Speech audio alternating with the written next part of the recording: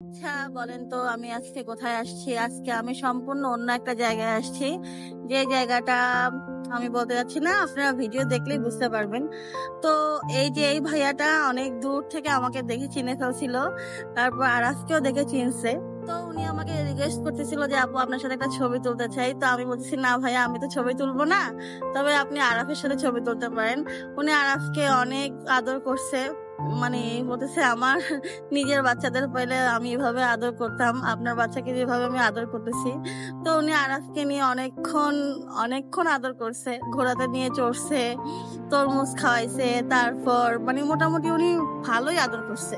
তো আপনারা বলতে পারবেন আজকে আমি কোথায় আসছি? যারা যারা বলতে পারেন আসলে কমেন্ট করে জানাই দেন। তো সচরাচর আমি কোথাও গেলে আমার এরকম একটা অবস্থা হয়, যার কারণে আমার একটু একটু মন খারাপ হচ্ছিল। কারণ সাগর পাড় আসলে মানুষের সবার একটু মন চায় ভিজতে, কিন্তু আমার কাঁধে ছিল আরাফ, কোলে ব্যাগ, তার উপরে ছিল ভুট্টা। তো ভুট্টা দেখে আসলে আমি লোভ সামলাইতে পারি নাই। ভুট্টা হলো আমার সবচেয়ে প্রিয় একটা খাবার। লাস্ট টাইম নওগাঁ ছিলাম আরো 7-8 বছর আগে। 8 বছর আগে এরকম ভুট্টা সিদ্ধ খাইছি আর আজকে খাইছি। মানে মোটামুটি ভুট্টাটা খুবই মজা ছিল, এর ভিতরে কোনো ভেজাল ছিল না। মানে এটার ভিতরে ন্যাচারাল যে টেস্টটা ছিল ওই টেস্টটা পাওয়া গেছিল। তো ভুট্টা খাওয়ার ঠেলায় আমি ভুট্টা চুলও খাই ফেলছি। এখন চুলটা সরানোর জন্য যে 2টা হাতের প্রয়োজন, আমার 2টা হাত আসলে কাজ করতেছিল না। তখন আমি কি করছি যে চুলটা সহই খাইতেছিলাম, মানে এমন একটা অবস্থা। তো ভুট্টা খেলে কয়েকটা উপকার হয়। সেই উপকারগুলো হলো যে মিনিমাম মানে প্রেশারটা ঠিকঠাক থাকে ভুট্টা সিদ্ধ খেলে। তারপর আমরা এই যে এখানে ঘুরতেছিল, ওরা ওরা আমার ভিডিও করতেছিল যে আম্মু দেখো তোমার খুব দেখার মতো লাগছে। আশেপাশে ত্রিভুবন এলাকার ভিতরে আমার মতো কেউ ছিল না। তখন ওরা আমার বল খেলার জন্য ডাকতেছিল, আমি আসলে বল খেলবো না বলেই ওদেরকে ঘুরাইতেছিলাম। তো hello everyone, this is me Antara, Antara ব্লগে আপনাদের সবাইকে অনেক অনেক স্বাগতম। আজকে আমরা যাচ্ছি শাহিন কোচিন থেকে কুয়াকাটা। তো কুয়াকাটার জন্য আমরা ঘুম থেকে উঠছি তখন 5টা 4 বাজে। তখন ওদেরকে ঘুম থেকে উঠে এই কুটুকুটু অন্ধকারের ভিতরে আমরা বের হয়ে গেছি কুয়াকাটার উদ্দেশ্যে। যদিও জানি না বাসে এখন সিট আছে কিনা, আমরা মনে করছিলাম যে আমাদের মোটামুটি ভালোই দেরি হয়ে গেছে। তারপরে বিয়ে বাড়িতে দেখে মন চাইতেছে যে কুয়াকাটা না যেয়ে বিয়ে বাড়িতে ঢুকে যায়। যদিও ভাই আমাদের বিয়ে বাড়িতে কেউ আমাদেরকে দাওয়াত দেয় না, আমি তাদেরকে চিনি না, তাই আননোন পার্সন হিসেবে বিয়ে বাড়িতে আর ঢুকি নাই। তারপরে এই যে চলে আসছিলাম আমাদের আনন্দ ভ্রমণ বাসে। আমাদের বাসের অবস্থা মোটামুটি আমরা সহ আরো 5-6 জন চলে আসছে। তখন স্টিকার তো লাগাই নাই। 10-15 মিনিটের ভিতরে এত সুন্দর সকাল হয়ে গেছে, মানে অনেকদিন পর ভোর দেখছি। কারণ আমরা তো যে বাসায় থাকি মাশাআল্লাহ আমাদের আলহামদুলিল্লাহ আমাদের বাড়িওয়ালা কখনো সকাল 7টার আগে গেট খুলেন না। যদি বরিশালে থেকে আমার কেউ ভিডিও দেখেন তাহলে অবশ্যই জানেন বরিশালের বাড়িওয়ালারা অতি সম্মানীয় মানুষ, অতি সম্মানীয় ভদ্রলোক, ভদ্র মহিলা। তারা সকাল 7টার আগে কখনো গেট খোলে না এবং রাত 11টার সাথে সাথে গেটটা বন্ধ করে দেয়। এরপর আপনার যতই সমস্যা হন না কেন আপনার আর গেট খুলবে না। মানে এইটা মোটামুটি আমার জীবনে একটা অনেক বড় শিক্ষা, অনেক বড় পাওয়া, অনেক বড়, মানে আমি যদি বরিশালে না থাকতাম ভাই বিশ্বাস করেন এমন সুন্দর অভিজ্ঞতাটা আমার হতো না।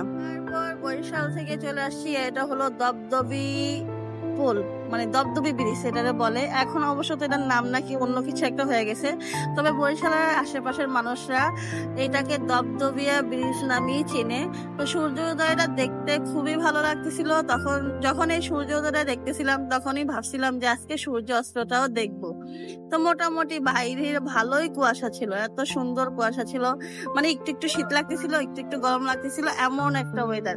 বিশ্বাস করেন তখন সূর্যের আলো যখন গায়ে পড়তেছিল তখন খুব মজা লাগতেছিল। আর এই হলো আমাদের বাসের টিফিন ছিল একটা ইস্ট বেকার, কেক, কলা, একটা বোতল পানি। যদিও বা বাচ্চাগুলো খুব নাচানাচি করতে চাইতেছিল, মোটামুটি স্যারেরা নাচতে দিবে না। তারপর এখানে আসলাম পায়রা বন্দর। মানে এটা আমার জীবনের অন্যতম একটা প্রিয় জায়গা, অন্যতম একটা সুন্দর জায়গা। এই জায়গায় এসে ছবি তোলা, ভিডিও করা, এটা আমার কাছে মানে কেমন যেন লাগছিল আমি কাউকে বুঝাইতে পারবো না, এত ভালো লাগতেছিল। নিজেদের ব্যক্তিগত গাড়ি ছাড়া অবশ্য তো এই আনন্দটা ভোগ করা যায় না, কারণ কোনো পাবলিক বাস আপনাকে, পাবলিক সার্ভিস আপনাকে ওইখানে এরকম রাস্তার মাঝখানে দাঁড়িয়ে ছবি তুলতে দিবে না। তো এই কুটকুট করে আমরা চলে আসছি আমাদের পিকনিকের জায়গায়, পিকনিকের রিসোর্টে। তা আমরা আসার আগে মোটামুটি রিসোর্টে সব গাড়ি চলে আসছে, আমাদের গাড়িটাই সবার শেষে আসছিল। সত্যি কথা বলতে আমাদের ড্রাইভারটা ছিল খুবই অলস, ড্যাক ড্যাক করে করে গাড়ি চালাইছে।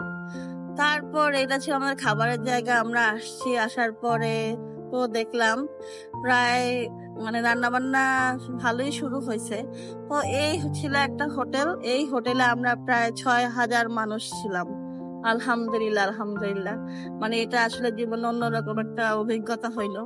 সবার সাথে আসলে আমি কোথাও বাসা থেকে বের হই না, ছেলের পড়াশোনার জন্য কোথাও যাই না, শুধুমাত্র ওর জন্যই বাসা থেকে বের হওয়া।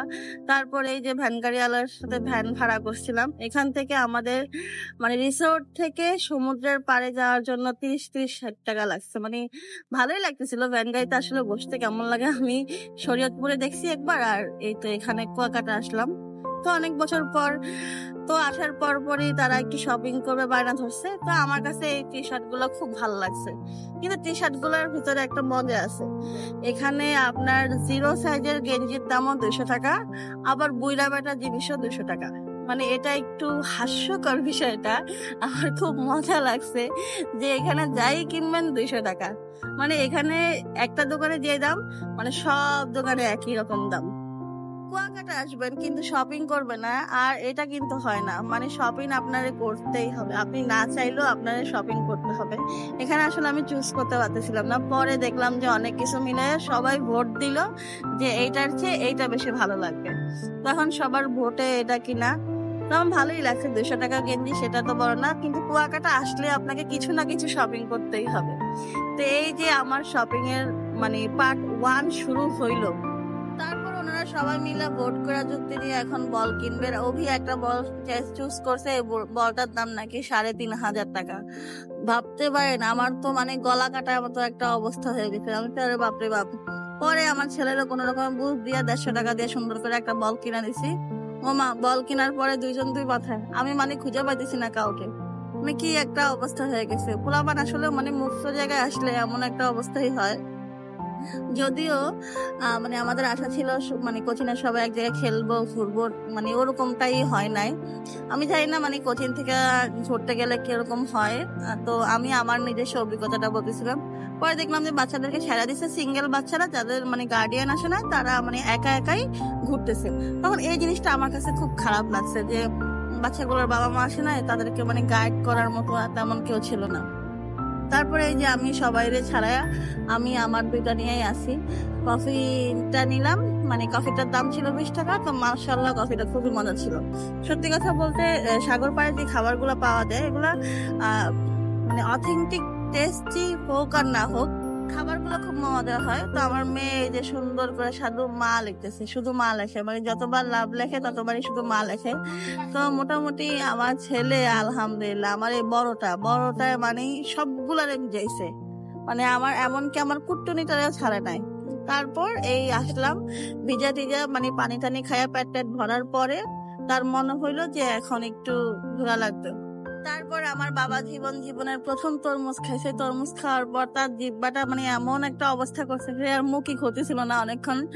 তারপরে অনেক কষ্ট করে বোঝাই শুনে, আসলে 8 মাস হয়ে গেছে, এখন ওর একটু বাহিরের খাবারটা দেওয়ার খুব চেষ্টা করি, কিন্তু সে কখনোই মুখ খুলে না।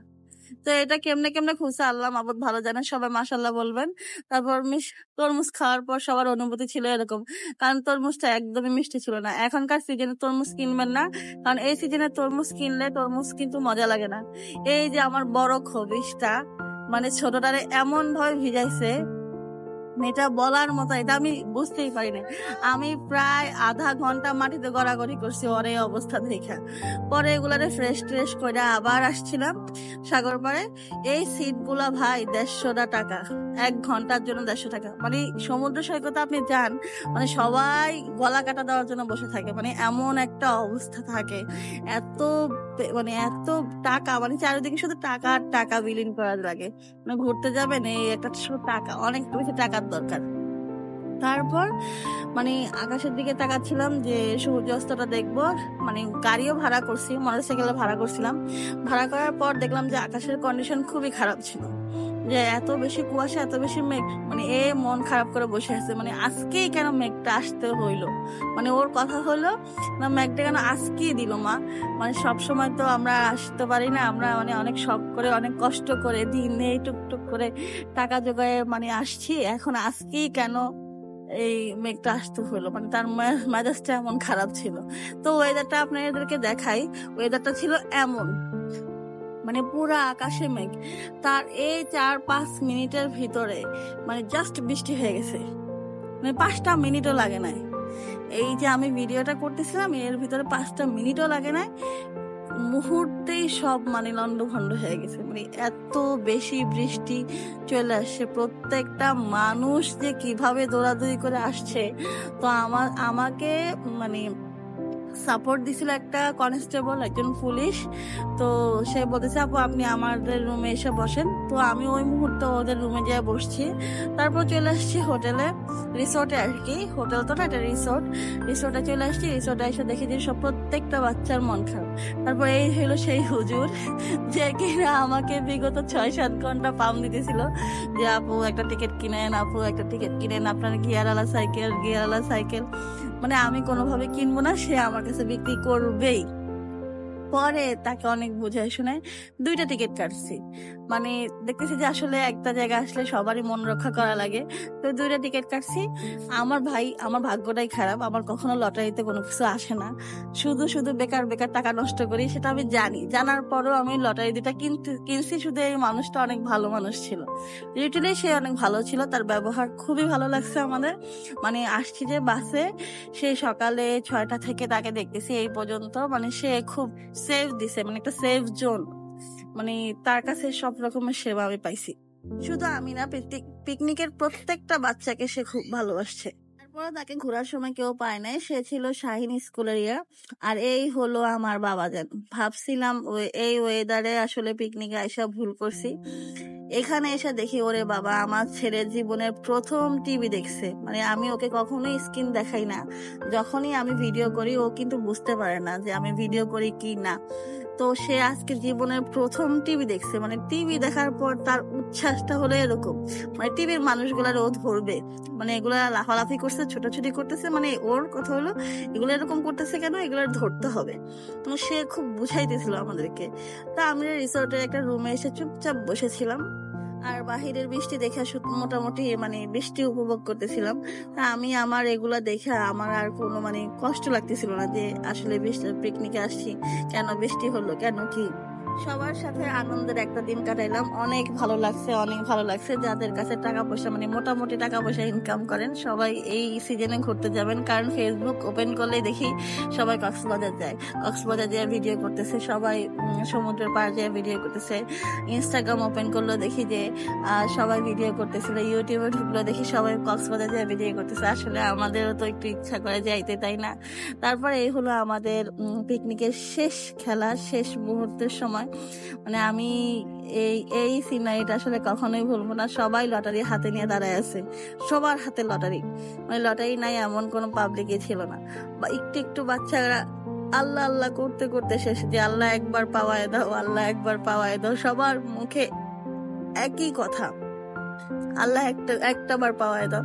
আর এই হলো আমার মেয়ে চালাতেছে ভ্যান গাড়ি, মানে তার কোনো মানে কোনো কিছু কোনো অনুভূতি জাগতেছে না। সে মেয়ে একটা পাইছে, সাথে সঙ্গী একজন, তাকে নিয়ে করতেছে। তো পিকনিকের একটা দিন আলহামদুলিল্লাহ আমার